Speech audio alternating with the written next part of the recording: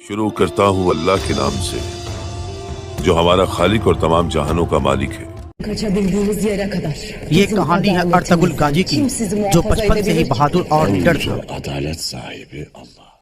जिसने इस्लाम की सरबलंदी के खातिर अपनी जानो माल को खतरे में डालकर मुख्तलिफ दुश्मनों, सलीबियों, मंगोलों, सल्जुक सल्तनत में मौजूद गद्दारों को पराजित किया, जिन्होंने ऐसे सल्तनत की नींव रखी जिसने पूरे यूरोप में 600 सालों तक हुकूमत किया। तो कहानी की शुरुआत करने से पहले एक बात कहना चाहूँगा कि अगर आप लोगों ने अभी तक मेरे चैनल को सब्सक्राइब नहीं किया है तो मेरे चैनल को सब्सक्राइब करके मेरा हौसला बढ़ाए, ताकि मैं और भी इंटरेस्टिंग वीडियोस आप लोगों के सामने लाता रहूं।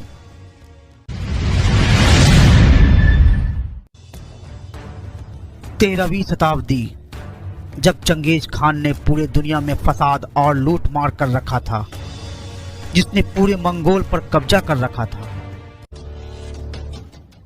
फिर उसकी नज़र एशिया, चाइना और यूरोप के देशों पर पड़ी और बहुत जल्द उसने इन देशों पर भी अपना कब्जा कर लिया।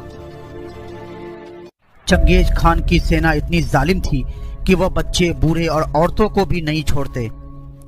इसी तरह तबाही फैलाते हुए मंगोल की सेना ख्वारिज़म यानी तुर्क के कबीले तक पहुंची, जिसमें एक कबीले का नाम था काई कबीला, जिसके सरदार सुलेमान शाह थे।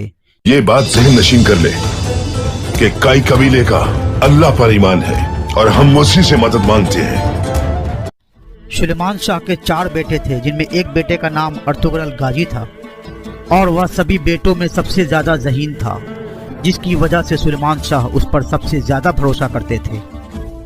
एक दफा अर्तुगरुल गाजी अपनी सिपाहियों के साथ शिकार पर निकला।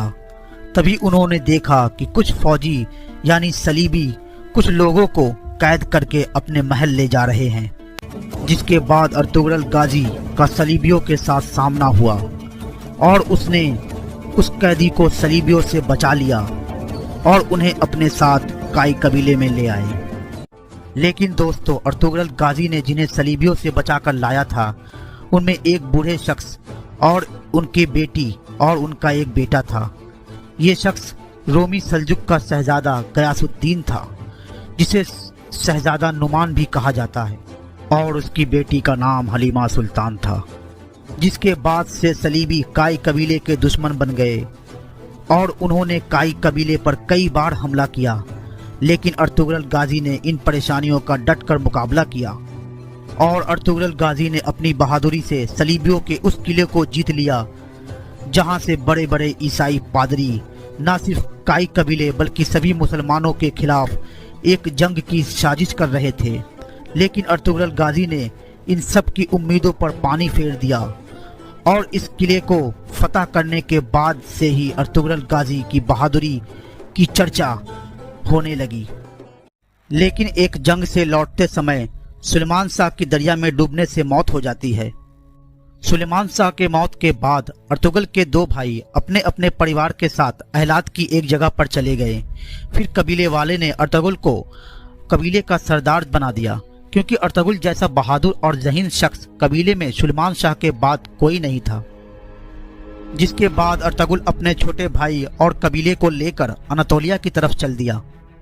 रास्ते में जाते समय अर्तुगरुल ने देखा कि 2 सेना आपस में जंग कर रही है, जिसमें एक सेना बहुत कमजोर है और दूसरी बहुत ताकतवर।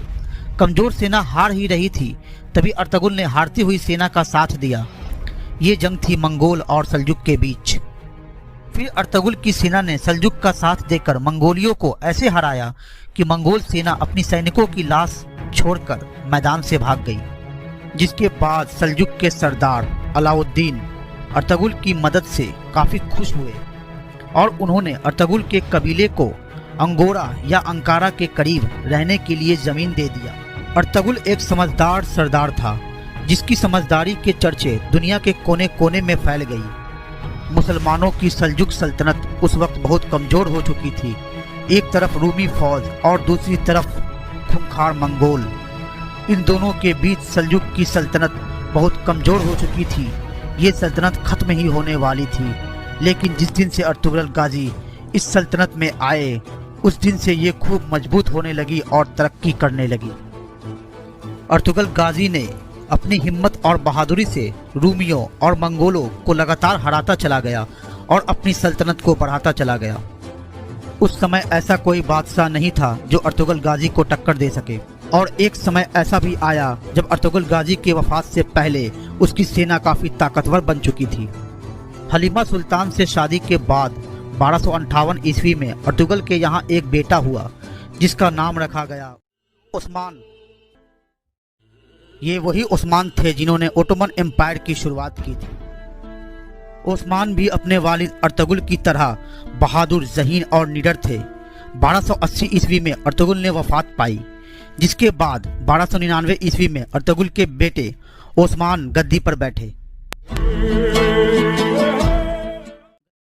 गद्दी पर बैठने के बाद उस्मान अपनी ताकत को इस तरह बढ़ाते चले गए कि कुछ ही सालों में उसने लगभग 3 महाद्वीपों एशिया, यूरोप और अफ्रीका पर अपनी सल्तनत को फैला दिया। उस समय ओटोमन एम्पायर में लगभग आज के 40 देश आते हैं, यानी इस सल्तनत ने 40 देशों पर अकेले हुकूमत किया।